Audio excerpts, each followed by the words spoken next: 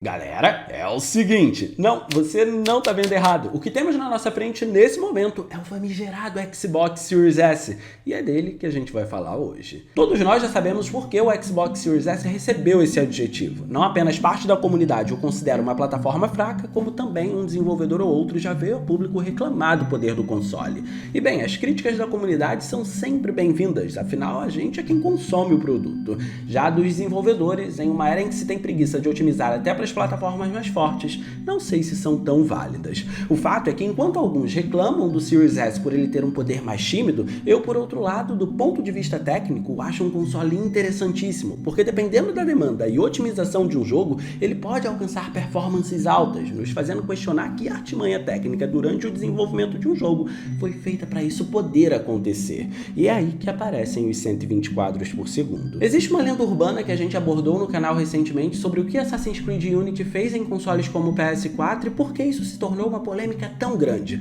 Afinal, até hoje ele tem dificuldade na performance dependendo do trecho em que você tiver. Só que essa lenda é completamente extinta se você executar o jogo no Series S sem nenhum patch de aprimoramento. O console consegue rodar o que pode ser o caso mais problemático da geração do Xbox One, com cerca de 60 quadros por segundo sem nenhum tipo de tratamento, apenas poder bruto fazendo isso. Então a gente começa a se questionar até onde ele pode ir nos 120 quadros por segundo e qual o segredo para um console como esse atingir esse alvo, ou melhor dizendo, que elemento gráfico pode ser um impeditivo ou liberador dos 120 quadros por segundo no Xbox Series S. Acredite, a gente está prestes a ver o Xbox Series S rodar em 120 quadros por segundo, por mais incrível que pareça, mas mais interessante é o que cada resultado tem em comum numa comparativa para isso poder ser atingido. Só que antes eu tenho duas coisas para compartilhar com vocês. A primeira é a oportunidade de comprar um Xbox Series X. A segunda é a chance de comprar o seu Xbox Series S. E isso só é possível graças à Forte Games. A Forte Games está sempre muito focada em trazer benefícios para poder te ajudar na sua compra. E por isso ela te dá desconto no pagamento à vista para melhorar o preço do seu console, te deixa parcelar a sua compra em até 12 vezes e, não menos importante, te dá o frete expresso de graça. Você não precisa pagar nada mais para o seu produto chegar super rápido na sua casa com cerca de 5 dias. Muita gente já está aproveitando as ofertas da Forte Games. Os produtos chegam lacrados na sua casa. Você é a primeira pessoa a abrir o seu console. E claro, para manter essa linha de segurança, a loja usa o Mercado Pago para proteger o seu dinheiro até seu produto chegar para você. E durante todo o processo, para você não precisar se preocupar, vai ter sempre gente para te atender no WhatsApp. Quando seu produto é enviado, até foto dele com um código de postagem você recebe. Então a regra é clara, não perde tempo e vai para Forte Games garantir o seu console. Link no comentário fixado e na descrição. Hollow Knight. Esse jogo fez um certo sucesso por cultivar o estilo Metroidvania dos games antigos e estimular o que o gênero Souls faz hoje em dia. É uma mistura que a gente não sabia que daria certo até ela aparecer. É claro que não é justo a gente se ater a títulos tão leves como Hollow Knight em uma geração como a atual diante de tudo que foi prometido pra gente, mas também não dá pra dizer que a gente pode ignorar um jogo como esse. Então vamos considerar os 120 quadros por segundo de Hollow Knight, pelo menos para começo de história. Uma história que vai ficando cada vez mais difícil de acordo com os títulos que a gente for vendo. Não mais difícil pra gente, mas sim pro Xbox Series S alcançar a performance que a gente tanto quer ver em outros jogos. E é aqui que os nossos caminhos se abrem, porque para ter os 120 quadros por segundo em um jogo, os dribles técnicos necessários são muitos, afinal não é algo fácil de se atingir. Em uma geração em que mesmo os consoles mais poderosos estão precisando rodar jogos em 30 quadros por segundo para o console poder suportar, não é de se estranhar que apenas casos bem específicos atinjam os 120 FPS, ainda mais quando a gente considera o Xbox Series S. Então o nosso primeiro caminho, que representa o nosso primeiro nível de dificuldade, aparece com jogos retrocompatíveis, e nesse caso Battlefield 4 é um bom exemplo. Pode parecer pouca coisa esse jogo rodar em 120 quadros por segundo no Xbox Series S, porque no fim das contas esse é um jogo de uma geração anterior, mas ele não é o primeiro título que dificulta as nossas coisas na história de hoje à toa. Battlefield 4 realmente é um jogo retrocompatível, mas ele não tá rodando sem nenhum tipo de recurso extra no console. Não é como se não tivessem precisado fazer nada no jogo para ele atingir essa performance, porque aqui conseguiram aplicar o FPS Boost do Xbox Series para dobrar a performance dele de 60 para 120 quadros por segundo. O caso então começa a ficar curioso quando entramos nas especificações originais do jogo, que são mantidas pelo Series S, como a resolução e qualidade gráfica, e descobrimos que a resolução dele no Xbox One, que é o console de origem dele, é de 720p. Como todos já sabem, a franquia lançou uma mais alguns jogos depois dele pro Xbox One, e como eles chegaram depois, obviamente o motor gráfico evoluiu junto com os visuais, a resolução subiu para 900p e a escala de cenários e detalhes cresceu exponencialmente. Ou seja, a demanda aumentou de uma forma geral nos jogos futuros. Só que mesmo assim, esses jogos futuros também são jogos que receberam o mesmo suporte ao FPS Boost para rodar em 120 quadros por segundo.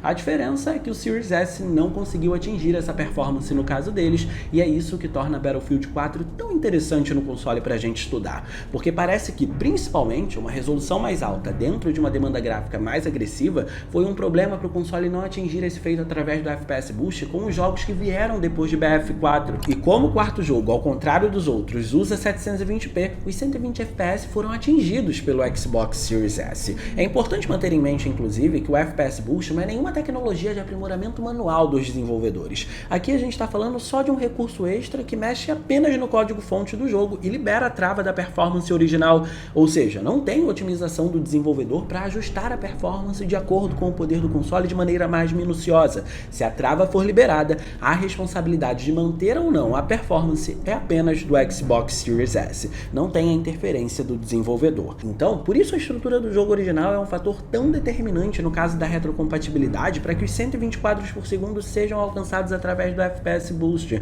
porque se a estrutura do jogo for ambiciosa demais, o FPS Boost não vai ser o suficiente para trazer uma performance como essa. E um caso muito interessante que mostra isso um pouco mais a fundo pra gente, aparece com a franquia Metro. Primeiro, a gente precisa entender que, na verdade, os dois primeiros jogos da saga foram lançados pro Xbox 360, uma geração que antecede até mesmo a geração do Xbox One. Só que naquela época, a versão de consoles desse jogo, apesar de já ser muito pesada, não conseguia mostrar a visão integral que os desenvolvedores queriam trazer para ele. Vamos dizer que Metro era muito mais bonito no PC por conta disso. A diferença era quase que geracional. Esse jogo foi muito ambicioso naquele período, tanto ele quanto a sequência dele, para ser bem honesto para vocês. Por isso, ambos os jogos que foram lançados para a geração do Xbox 360 foram relançados para a geração do Xbox One também como uma espécie de remaster para poder trazer o jogo para uma versão mais atual e com um tratamento melhor. Uma edição que, como vocês já devem imaginar, trouxe recursos da versão de PC. Então, por trazer uma ambição muito parecida com o que vemos no PC, Metro Redux ou a sequência dele parecem tranquilamente com um jogo nativo de Xbox One essa remasterização, o que é ótimo. E tudo isso, diferentemente de Battlefield 4, sofreu um acréscimo na resolução. O jogo roda com 912p. Só que, apesar desse acréscimo, essa ainda é uma resolução baixa, especialmente quando a gente considera que ele não atingiu o 1080p. Então, nada mais justo do que a gente começar a ver casos mais difíceis para o Series S rodar com base na resolução também. De uma forma geral, o The Master Chief Collection nos Xbox Series, graças aos aprimoramentos para essas plataformas por serem plataformas de nova geração, ganhou mais alguns recursos gráficos adicionais quando comparado ao Xbox One. Esses recursos aparecem especialmente nas edições Anniversary de Halo 1 e Halo 2, que são uma espécie de remake desses jogos, mas é importante salientar que a performance e a resolução foram aumentadas drasticamente em qualquer jogo dessa coletânea. Só que, enquanto o Xbox One S trouxe esses jogos para os 60 quadros por segundo, o Series S, assim como o Xbox Series X, conseguiu trazê-los para 120 quadros por segundo, e essa é definitivamente a melhor maneira de jogar Halo, a saga inteira eu digo. A jogabilidade fluida e os movimentos leves dos personagens se enquadram perfeitamente nessa performance mais alta, só que cada tipo de jogo aqui revela pontos interessantes e que podem, além de dizer a qualidade de cada um deles, também podem determinar a potência do console, ainda mais quando a gente lembra que estamos falando de jogos exclusivos que naturalmente recebem mais atenção. Então foquem no que a gente tem para poder descobrir agora. No Halo 3, por exemplo, temos os visuais do Xbox 360 com o apoio de uma resolução maior, então os 120 quadros por segundo conseguem surgir sem o menor problema. A performance é limpa e estável, como esperávamos que fosse ser. Já no Halo 1 também temos uma performance estável, mas o cenário é um pouco diferente. Aqui a gente está falando da Anniversary Edition de um jogo da saga, que traz visuais que foram refeitos e que em alguns casos mostram efeitos de luz e sombras superiores até mesmo aos vistos em jogos futuros da saga. Mas como o escopo visual ainda é o escopo do Xbox 360, os 120 quadros por segundo não se tornaram um problema por aqui. O jogo consegue se manter estável sem problema algum. Porém, quando vamos para Halo 2 Anniversary, ainda que a gente esteja falando de visuais refeitos nesse jogo também, a gente não está falando de uma escala gráfica de jogo de Xbox 360, mas sim de um jogo de Xbox One, e com os aprimoramentos para Xbox Series, temos ainda mais elementos visuais extras. Por isso, dependendo da sessão em que você estiver jogando e principalmente do que estiver acontecendo em tela, essa performance no Series S pode cair um pouco, o que nos leva por último a Halo 4, que apesar de ser um jogo do Xbox 360, traz visuais muito mais avançados do que Halo 3 e um escopo de mapa muito maior também. Foi o limite do console de 7ª geração da Microsoft. Poucos jogos fizeram no console o que esse jogo conseguiu fazer. E talvez pela maior densidade gráfica no mapa, com uma sensação de escala muito mais colossal, a gente até encontra os 120 FPS nessa coletânea, mas não estamos falando de uma performance estável por aqui. A curiosidade que serve para todos esses jogos e que os relaciona diretamente com os títulos que nós mencionamos anteriormente é que o Xbox Series S roda cada um deles em 1080p para atingir os 120 quadros por segundo, ao contrário do Xbox Series X, que alcança até o 4K de resolução. Isso não necessariamente é um problema, porque sabemos que a resolução alta não é algo que esse console oferece como foco, mas é interessante notar como resolução parece sempre ser um item fundamental para permitir os 120 quadros por segundo. Só que dentro de todo esse contexto, uma coisa que chama a atenção é a demanda natural que a evolução dessa série proporcionou depois de Halo 4, que trouxe ambientes extensos e cheios de detalhes, e como isso impacta nessa performance. Porque agora aparece Halo Infinite no meio dos jogos aprimorados para Xbox Series, e os resultados são no mínimo interessantes quando a gente se foca nos 120 quadros por segundo e em toda a demanda do jogo. Existem dois fatos sobre esse game que vocês precisam saber. Fato número 1, ele é um jogo feito também para Xbox One, o que o faz ser um título cross-gen. Fato número 2, é um game open world, diferente dos outros jogos da saga. Então, constantemente vamos ter cenários com uma escala ainda maior do que a que foi vista em Halo 4, fazendo a evolução da série de fato. Mencionar isso é importante porque, obviamente, esse é um jogo otimizado para Xbox Series S, fazendo com que dentro de uma comparativa com o Xbox One ou até mesmo o próprio Xbox One X, aqui existam mais elementos nos cenários, alguns efeitos visuais extras e a disponibilidade da performance em 120 quadros por segundo. Mas essa não é uma performance saudável. Os 120 quadros por segundo realmente não caem com muita intensidade para valores muito baixos, porém, por outro lado, sofrem quedas com muita frequência. O 1080p da resolução de fato ajuda a manter isso, e mais pra frente nós vamos ver que foi fundamental. O problema é que ele só salva essa performance nos ambientes internos, nas partes mais isoladas do game. Quando Halo Infinite mostra os ambientes externos, é onde tudo se desestabiliza. Digo, ainda vamos ver uma performance acima dos 60 quadros por segundo, mas isso não quer dizer que estamos vendo o jogo rodar a 120 FPS fixos. Então, Battlefield mostrou pra gente que a resolução é importante, e Metro mostrou pra gente que o escopo é fundamental. Halo não tá mostrando nada de novidade pra gente. E onde a gente encontra a combinação desses dois itens acontecer de maneira mais fluida possível é com Gears 5. Pra vocês terem uma ideia, nesse caso, o único modo de jogo que traz os 120 FPS é o modo multiplayer, e nesse modo a resolução cai de 1440p para 1080p, com cenários que são muito mais limitados em termos de extensão quando comparamos com os cenários do modo campanha. Ou seja, aqui a gente encontrou a perfeita definição do que é necessário para se ter 120 quadros por segundo em jogos no Xbox Series S. O escopo precisa ser determinado, a extensão do mapa também, assim como a resolução. Só que até existe uma maneira de resolver essa inconsistência na taxa de quadros por segundo de jogos como Halo, mas antes vamos entender mais da importância de ponderar a resolução de um jogo quando o foco é o 1080p. Quando a atual geração começou, Call of Duty foi uma das primeiras franquias a chegar para ela. Tudo teve início com Call of Duty Black Ops Cold War, que trazia efeitos visuais como Ray Tracing nas sombras e a performance em 120 quadros por segundo.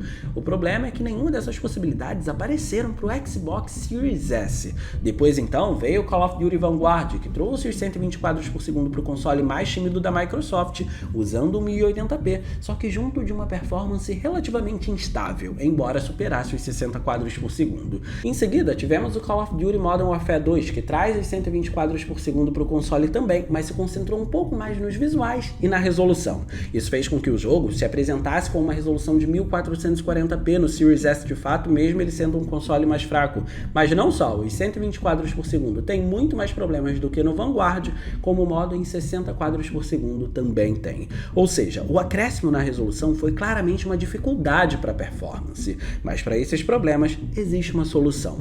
3 letras, VRR. Se você tem uma TV que suporta os 120 quadros por segundo, é quase certo que ela também tenha suporte para essa tecnologia e que vai melhorar muito a sua experiência. Não é a primeira vez que eu estou mencionando isso por aqui, mas é sempre importante lembrar, o VRR consegue salvar muitas experiências hoje em dia porque os desenvolvedores não conseguem estabilizar a performance dos seus jogos, mesmo que a gente esteja falando de jogos com foco em 60 quadros por segundo e não nos 120 FPS. Então, para os padrões de hoje em dia, se você puder ter uma TV com VRR, é quase que fundamental, não por culpa sua ou por culpa do console, mas muitas das vezes por culpa da falta de otimização dos jogos. Só que o que a gente entendeu hoje é que parece que o caminho para termos uma alta resolução aliada a uma alta performance ainda é muito longo. Essas duas parecem ser quase que inimigas, e ao que tudo indica, esse cenário está bem longe de mudar. No mais, existem outros títulos que rodam em 120 quadros por segundo no Series S, como é o caso de Doom Eternal, por exemplo, que, diga-se de passagem, roda muito bem no console. Só que a ideia de mencionar esses jogos que nós mencionamos aparece pra gente ver que o Series S de fato tem jogos que rodam em 120 FPS, por incrível que pareça,